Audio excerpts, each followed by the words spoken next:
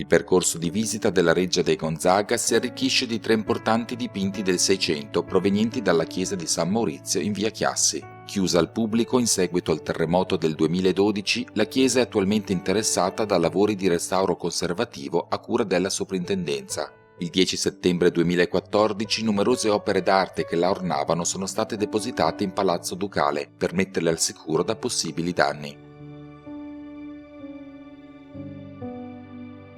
In attesa della conclusione dei lavori e per arricchire il suo percorso di visita, Palazzo Ducale ha progettato l'esposizione al pubblico di una selezione di queste opere. Con la collaborazione della Soprintendenza di Cremona, Lodi e Mantova, la direzione del palazzo ha scelto di collocare 3 tele di generose dimensioni lungo la galleria di Santa Barbara, in corrispondenza del tratto di corridoio progettato dall'architetto neoclassico Paolo Pozzo.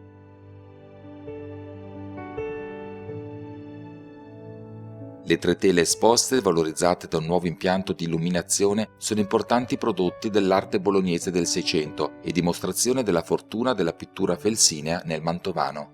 Il dipinto più prestigioso è certamente il capolavoro di Ludovico Carracci, che ritrae il martirio di Santa Margherita, un olio su tela del 1616.